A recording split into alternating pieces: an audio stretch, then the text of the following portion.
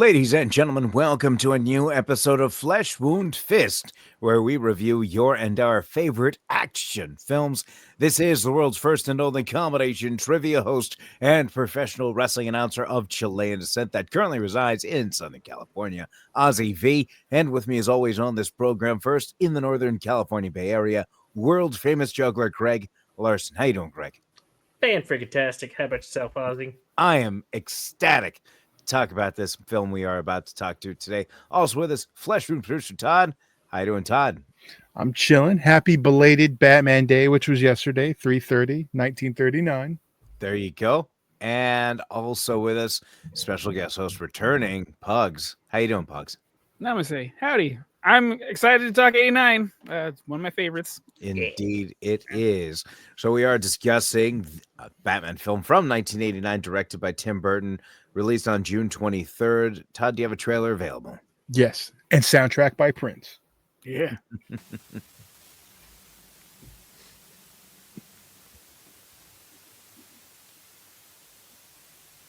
This will also make me a little kid again.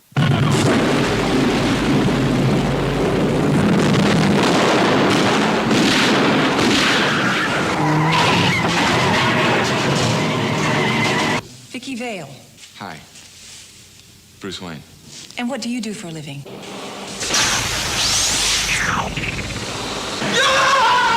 I'd like you to handle this operation personally. Me?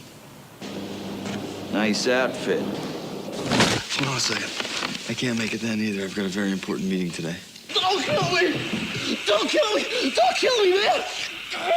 What are you? I'm Batman. Lieutenant, is there a 6-foot bat in Gotham City?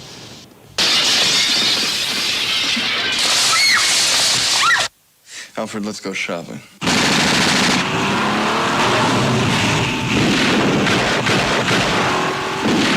Jack is dead, my friend. You can call me Joker. I feel a little drunk. And you're not anything. Hey, one drink and I'm flying. Winged freak terrorizes. Wait till they get a load of me.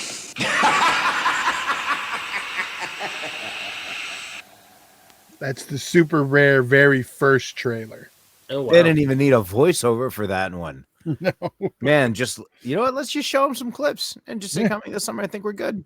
Yeah, that's probably how that worked out. Again, that was the trailer for Batman, released June 23rd, 1989, with a runtime of 126 minutes, rated PG-13. Characters provided by Bob Kane, with the screenplay from Sam Hamm and Warren Scarron, with the story by Sam Hamm and directed by Tim Burton, starring Michael Keaton, Jack Nicholson, Kim Basinger, among others. Just a shout out to Robert Wool, comedian. I'm Bob sorry. Kane with Bill Finger from now on. That's how it has to be announced. Okay, That they won the lawsuit, so you can... Oh, they won the. I apologize. It hasn't been updated everywhere. Okay. I'm gonna, for statistical purposes, I'm gonna update my records. Here we go. So Bob Kane really got the finger. Yeah, he got fingered. Okay. So initial thoughts on this. This is like one of the movies that was in my rotation as a kid with Indiana Jones and Back to the Future and Star Wars. So when this came up, I honestly didn't need to watch this before we recorded. I think all of us, I know at least three of us could say that. This is one of the movies I can listen to in the car on a long trip, and it keeps me awake because in my head I'm visualizing everything that's happened because I've seen it so many times. But it's also iconic in the sense that to have such an awesome soundtrack on both sides, not only the soundtrack as mentioned by provided by Prince, but you also had the score by Danny Elfman that really, John Williams was great with Superman, but between the two, you're never going to have a score as good as theirs for a superhero movie because they kind of they did the best there is. And like just watching it now, you can see, Captain America came out recently, the Brave New World, right? And what's funny with a lot of Marvel movies or even DC movies, not a lot of them have their theme, the classic themes. I mean, the Robert Pattinson one had the drum that was the march that's similar to the Imperial March, but nothing like just like that heroic entrance, like with Superman's or Batman's theme. So I was explaining to my future stepson, you're not going to have anything like that in a movie anytime soon, at least, because they kind of mastered it. I think one of the reasons why James Gunn is using John Williams' Superman theme for his trailer. So, but moving on there. Sorry, enough about the soundtrack. But yeah, initial thoughts is I've always loved it, and it was one of the ones that made my mom place that rule of you can't see another movie for the same time in 2 weeks. So yeah, Greg. This was my first Batman, and I have watched this movie so many times and still love it.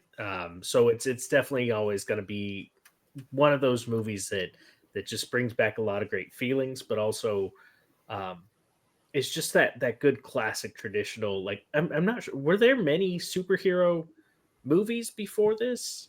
You had Superman. Yeah, that was Superman, pretty Batman, much that's about it.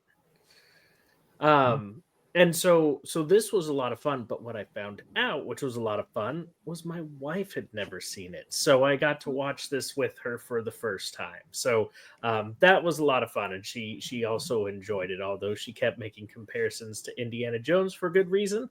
But, music wise, the art direction in this has always been fantastic. Just the setting of it, that like Art Deco kind of feel is so much about this movie has been fantastic. So I was definitely excited to rewatch it again, even though much like yourselves, there was no need to, but always a good excuse to do so. Todd? Batman, like I'm old enough to remember the Michael Keaton Batlash. So every time a new one comes out and it's the same thing, it's just funny to me. Like, oh, hard to believe Ben Affleck could be a wealthy millionaire, but whatever. I mean, it all goes back to him, like with the nerds revolting that Mr. Mom was playing, Batman. And I remember I didn't care. I loved Mr. Mom. So I was excited he got to play Batman. So it was my first midnight movie. I remember it very distinctly because I got to stay up till, I was 13 at the time. So I was the perfect age for this. And yeah, I mean, I'm still a Christopher Reeve Superman guy, but Batman's right there under him. And I'm not going to say it's not a superior movie to at least some of the sequels -3, but it's a good time. And yeah, I've loved it ever since. I remember picking up the VHS the day it came out. Actually, I remember I got it the day before because my video store hooked me up. So I was super excited. And just one of those movies that's always been there. Well, pretty much. Todd, you mentioned the Ben Affleck Batman. We talk about Snyder cut and all this fun stuff. I want the Boston cut where he just goes full accent. The Goodwill Hunting. I'm not against this. Hell yes.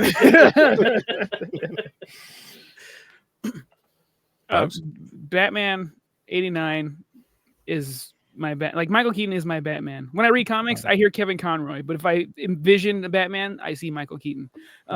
This is my touchstone. Like this is that important to me. I do not remember a time that I did not know this existed because I was 3 when this came out, and I remember going to the theater. We went to Black Angus, and then we saw the movie, and I remember that animated shadow popping up, and I'm like, this is cool. What? I don't know. It just took me to a new world. Yeah, it's weighed heavy since then on me. It's massively influenced my life, and I think it's a masterpiece. I love it. You mentioned 3. Is this your first movie theater experience from memory too? It's my first one I remember. Yeah. Okay. It was that impactful because I've been going since I was my grandma held me, so I was trained to STFU. Proud of you for holding back and. Thank you. Yeah. They did that in the movie too, because there was a line that the producer originally wanted to, and when he says "I'm Batman," it's like "I'm Batman MF," and you can see that in "The Death of Superman Lives." They go over that. Probably best that they didn't, so it's more kid friendly. But Imagine Batman saying that. Awesome. Yeah. One thing before we get into our favorite moments that I kind of wanted to express an opinion of is because you have so many people that are arguing over variations of Batman, basically defending whatever Batman they grew up with, right? But if you look at all of these variations, each variation has its own specific focus, where you have this one where it's the specific focus on Bruce Wayne and how Bruce Wayne handles being Batman as navigating throughout, and you have your Christian Bale where that more how can Batman work in a real world, right? And it explores that dynamic. And then with this most recent Snyder cut, or I'm sorry, not most recent, but with the Snyder cut, you see Batman past in the end. After, what happens if he's just fought for so long and he goes through decades and he loses somebody? Is he still the same person? Explores that narrative. And then you have the Robert Pattinson one, which is just after 2 years of being Batman and he's still transitioning. That was more like how Batman's relationship is with Gotham and Gotham's own turmoil. So each of these Batman movies has its own emphasis and focus. So I just wanted to express that I appreciate the hell that everybody's at least aiming for different narratives as opposed to trying to just do the same thing multiple times. And maybe that Robert Pattinson one is the Batman we were talking about in the last episode, where his parents abandoned him and he was just kind of emo.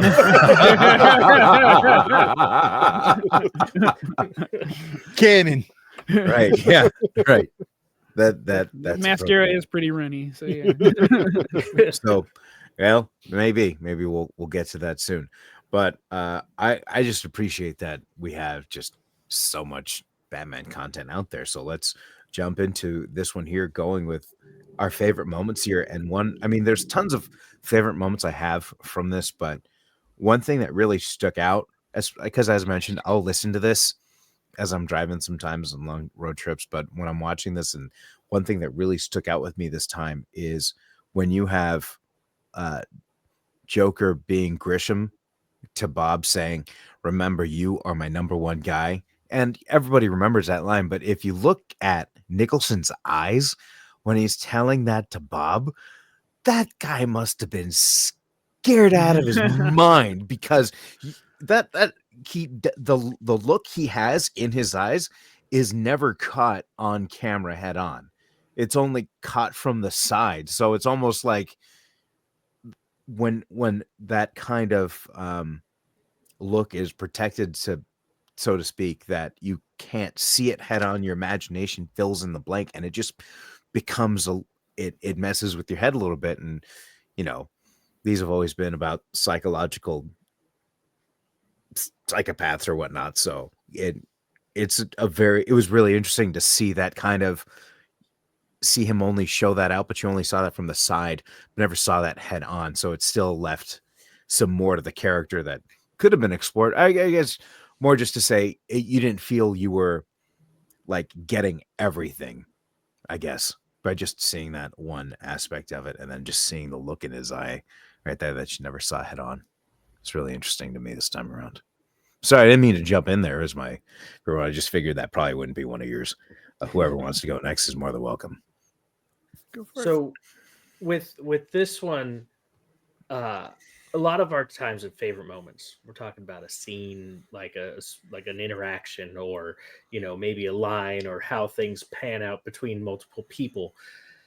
But my favorite moment from this movie is something that brought me equal frustration in a video game, but it has become one of the most iconic things that's out there, and one of the top 4 of this in any movie: the Batmobile alone. That Batmobile is quintessentially the best Batmobile, in my opinion, and it will always hold true for me. And it was just so cool, every bit of it. And so when the Arkham series decides they're going to put the Batmobile in it instead of that tumbler that they had, and it's just the skin and you have no weapons, it was so frustrating. Anyway, but that Batmobile, along with the Ecto-1 and the DeLorean and Kit from Knight Rider will always be number one of like the coolest cars that were done in cinema. Amen. He even appeared on the Drew Carey show when he captured the Joker. That's- I met Mimi. That's from Forever, sir. Not the same Batmobile. Was it? No, that one's from Batman Forever. Oh, well, I Val didn't notice it. Well, they don't say it's that one though. They Well, that was pretend it's the that was original. also a single seater with. Oh wait, no, Batman and Robin was the single seater one. Yeah. So, yeah, Apologies. you see, I don't think that had a cover either. We'll get there. Shields. I'll be honest. I don't remember that those two. Forever, and they're pretty much 66 as well. That might as well be. Yeah. Yeah. They're the 90s versions of the 66. Yeah. That's appropriate. I mean, my favorite bit. I mean, there's the most iconic bit. I'm not going to pick that, but my favorite, other than that, my favorite bit is the Joker unveiling when he like comes out to Grisham Jack Palance. Just that whole scene. I've always loved that one. It has a bit more of the in the shadows and unveiled. I'm going to pick that because Joker is besides the definitive Batman, this is still my favorite Joker. Hey, damn right.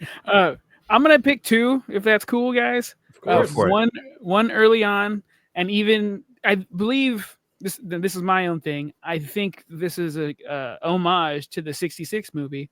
It's when Batman jumps up in the chemical plant with all the fog. If you remember in the '66 movie when they go up the pole to change. Anyway, his wings are spread. He goes up. It's one of the coolest images I've ever seen in my life. And it still holds strong today. It's just the grappler thing. So cool. And the second one, the bat plane going to the bat moon. And it's the first time we see a type of signal. Yeah. In my head, I'm thinking like, is this where like Bruce Wayne gets the idea like, hey, that'd be a good idea for a signal. Man, I'm such a badass. Yeah. He gives that same look like in Batman Returns when he goes through the sewage. Does that little look? That looks pretty cool. Yeah. Well, you did it wrong. The other way, yeah. Right. You got to hold. And that's another cool scene too. Batman in front of the Batmobile while the thing's blowing up and he just turns in the helicopter spotlight. Oh my god! Which my little kid mind. Yeah, the lack of neck movement. They use it well. Made him look harder. Yeah. Which, by the way, speaking of the scene with Axis chemicals blowing up, the Batmobile goes in there. It drops off presumably a bomb at each wheel, or at least one bomb at the feet of the bad guys, right? And everything blows up. Okay. One of the biggest complaints that came out of Batman v Superman was the amount of times that Batman would kill people. And like, he blew up a chemical plant, like with people inside. And also, then not to mention, we'll get to Returns guys. where he puts an explosive in somebody's pants and just Another lets bad them guy. explode. So just say you don't say whatever. Just don't hide behind whatever excuse you want to. I've never complained about Batman killing people, only Superman, for the record. Well, what about Batman killing Vicky Vale's ego when he was like, "You're more than 108." Yeah. Hey, you know what? No. This is some crap because during the casino night, she first approaches him and she asks, "Do you know which one of these guys is Bruce Wayne?" He says, "I'm not sure." And he's, fascinated by her. She doesn't give him a second look and she walks. And then later when they're in the museum or whatever, his little collection thing, and gives him a second look like, "Oh, it's that weirdo from whatever." But then like, "Oh, you're Bruce Wayne. Oh, I met from the moment I met you, I loved you." She says the line in the movie, "I loved you since the moment I met you." Bull crap, lady. You was in the middle of the hall. You didn't know who he was. You did not love him until he said his name. Then that's when you fell in love with him. Which is technically when she met him. I'm gonna have to go with Todd on this. This is when she bull. introduced. When I found out you had all this money is when I fell in love with you. Give me a break. But anyhow, getting to our ratings. I'm sorry. Did that cover your two moments? Yes. Okay, great. Honestly, though, top to bottom, start to finish. It's filled with great moments. Yeah. And Batman is the most iconic moment from it, I think. Yeah. especially Joker painting, so cool. Anyway, everything's great about this dancing movie. to Prince down the street. And those Joker, the dollar bills actually have Joker's face on it, but they never got a close up because it was supposed to be a bigger deal. Oh, no kidding. Yeah. And So it's not funny real because money. in the museum, he says, "What do you want?" My face on the $1 bill. Interesting. Yep.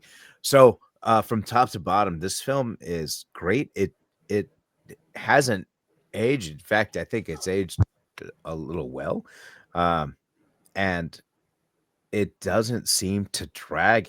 It goes. It's everything's great about it. I have nothing bad to say about this movie, and it did set the bar for what a lot of comic book movies try to do up until, it took everybody else 10 years almost to do what Batman did. So this is a 5 from me, 100%, and one that's in my rotation, one that will stay in my rotation, one that's never going to leave the back of my mind. So Greg? Yeah, I mean, I'm not even going to joke about it. It's a 5. Like, this is one of the most iconic films of like my generation. So, yeah, there's no way you could go about it. It's 5. I gotta say this, Ozzy. I'm just gonna say now because you're giving Batman all the credit, but Superman flew so Batman could play with some gadgets. I'm just saying that now. But I'm still a 5. It's a masterpiece. Wow. I'm gonna let it slide, Todd, because I'm in a good mood. If I can go higher, I would, but it's 5. This is a perfect movie for me, masterpiece. Yeah. It seems to be the consensus here. Todd, what do you mean? Superman flew so Batman could use. I don't understand. Could you? Because Superman came first. Yeah, it came first, and yes, I'm not counting. Oh, I see. I see what you mean. There would be no Batman if Superman wasn't proven that they could take a kid's property and make it bankable. I see what you mean there. However, the Batman, thing that go ahead. No, go ahead. No, I was just gonna say, and that is one of the things that came to mind, like, because when I was explaining to my future stepson, I said between this movie and Superman, these were the ones that really like set the bar. But I think one thing that makes this one really special is that it integrated that soundtrack from Prince. Mm-hmm. And it also introduced, like Greg mentioned, its art direction with putting the Gotham City in its own just style that even the film translated into the animated series. That's something that Richard Donner never really accomplished with Metropolis. I mean, we're all supposed to think New York or whatever, but it was just New York, right? In our heads, like, okay, he was going for a real world feel, where this is more of a stylized real world. And that's where comic book Tim movies Burton started to like. From The Dark Knight Returns, Frank Miller, shout out. There you go. Heavily impacted, yeah. Right. So again, Gotham City became that character. So a lot more people are able to lose themselves in it. And but I mean, credit where credit is due. Of course, if Superman didn't hit at the box office with Christopher Reeve, then we would not be talking about Batman. Shame we never got our Christopher Reeves and Michael Keaton combo crossover. Yeah. Hey, you know what? There's a comic out there. I just give AI about 25 years, and then we had our moment in the Flash, and it was ruined by that stupid Supergirl. Don't get me started on that. I thought, we could have actually just axed the Nicolas Cage to put in some more. See, that's too. See, now you're gonna get him going. No. Everyone is there for a goddamn reason. I'm like hatred of Nicolas Cage. Like, well, I heard Francis Ford Coppola. No, hold on a second. No, don't drop his name. I'm just saying Francis Ford Coppola won a Razzie for worst director. Yeah, and his relatives knows better than to work with them. I think apple doesn't fall far from the tree. Hey! I saw a trailer for this movie called The Surfer. Crimes out of it. Have you seen this trailer for the movie for The Surfer? Have you? I can't wait. Oh, like I wanted to scream more in the sense of just like, I don't get it with this whole Nicolas Cage thing. He just acts like he's crazy, and he's not acting. You know what I mean? Like, it's not like it's like, oh. He had the nerve to tell us everyone went to go see the weight of massive talent for the Chilean guy in it. I went to go see it because I wanted to see a free movie. There happened to be a Chilean guy in it who was funnier than Nicolas Cage. So that's why everyone saw it too. For Pablo. Yeah. I watched it for Mando. Yeah. There you go. Whatever right. gets your ass in the seat. Right. All right, ladies and gentlemen, do you guys have anything else to say about this film here before we head out for the evening? I can go on all day, so I'm gonna just stop right now. It rules. Yeah, absolutely. It is available to stream as of March 2nd. Will most likely be on Max. It seems to be some of the only movies that are always going to be on there because they'll always get hits. So check it out on Max if you have not, which I mean, I mean, other than Greg's wife, I don't know anybody else that had not seen this movie before. So check it out. Even if you haven't seen it in a while, give it another view because it's aging like fine wine for me. I appreciate it more and more every time I see it. So check that out. And we'll be back next week with a new episode of Flesh Wound Farce. So for world famous juggler Greg Larson and Flesh Wound producer Todd and our special guest host for these Batman episodes, Puggs, thank you so much for joining us. And we'll hope to have you back for Batman Returns. All right, ladies.